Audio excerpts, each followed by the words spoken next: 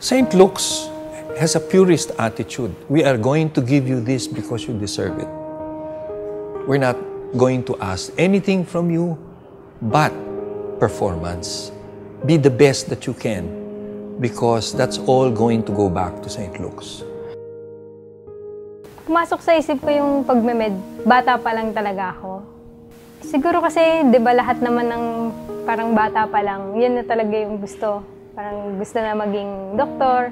So, siguro isa ako dun sa mga maraming nangangarap talaga maging doktor.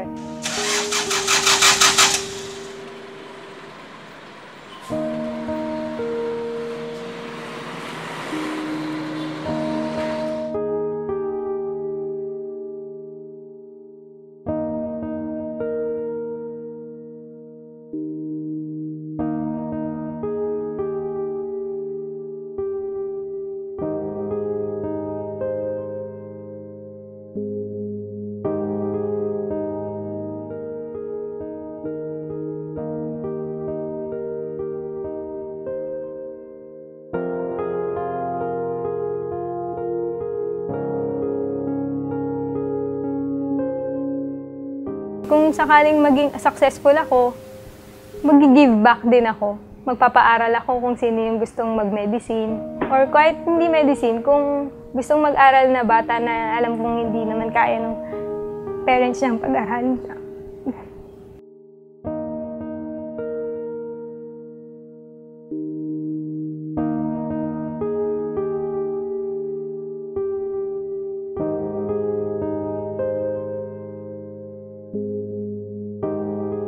At 6 years old, I saw my grandmother. She had a cardiac arrest, and it was the most vivid childhood memory that I had. Gusto kong tulungan yung nanay ko. Gusto kong tulungan yung lola ko nung time na yun. So, yun yung nagtumatak sa akin.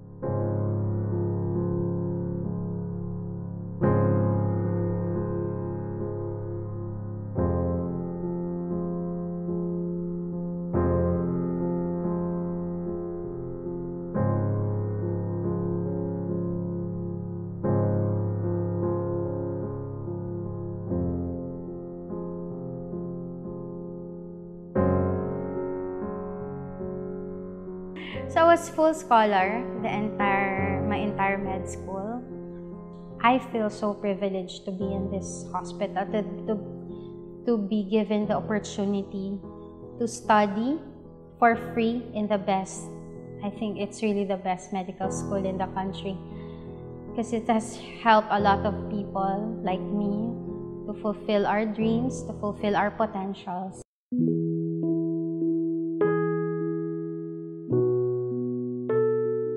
In Lamdalag Lake, Cebu, where I come from, no, we don't have clinics, we don't have hospitals. Doctors are almost a miracle. No, people there, they die young or they die at certain ages na kumbaga hindi pa naman nila kailangan na mamatay. So that's when I thought maybe I can become a doctor.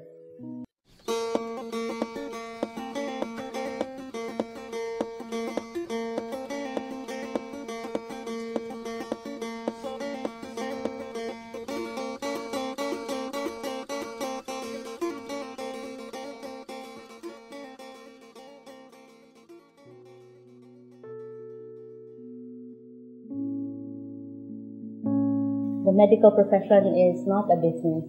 It's a life of service, no? You are given knowledge and you give it back to the people. Providing service to not only my tribesmen but the Region 12, basically the Sarjan area, is my way of expressing my gratitude for the medical education that I got from the St. Luke's College of Medicine. I live in an urban poor community talaga sa Floodway. Madaming pamilya doon, madaming bata, madaming mga matatanda na I can see them talagang yung iba. May sakit, nahihirapan sila, halos mamamatay na lang, pero hindi sila dadaan ng ospital. Because dun sa check-up, sa consultation fee na hindi nila kayang i-provide for their families.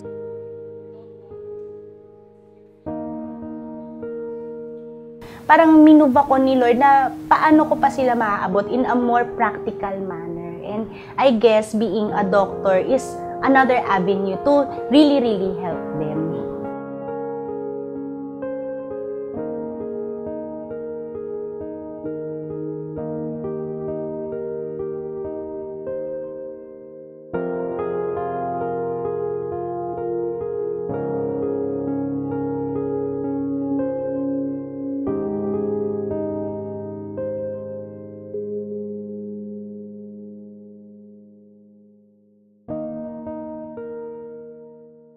Minold po ako ng St. Luke's na talagang yung compassion po, yung compassion para sa pasyente po talaga yung uunahin dahil sila nga po yung mga pasyente, hindi po sila nagpunta sa isang ospital dahil marami silang pera. Nagpunta sila sa isang ospital para po may doktor na makikinig, hindi lang po sa physical na hinaing nila, pero din po dun sa mga bagay na nagbibigay ng bagabag sa kanila. And the doctors po sa St. Luke's, yung mga nagturo po sa akin, would teach me talaga, would teach us how to give compassion to them, how to, kumbaga, comfort them in their times of physical illness.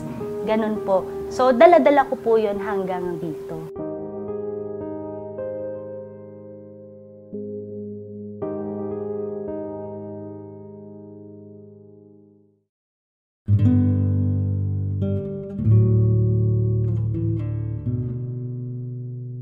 Why is it important we get the support for this idea? One, because it's an unusual idea.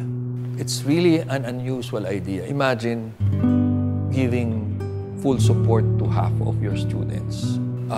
But two, it's going to lead to the achievement of our main goals, and that's to produce a St. Luke's brand of doctor that will be appreciated anywhere in the world.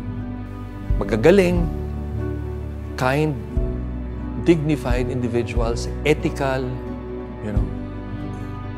So that's our goal, and I think that is worth supporting.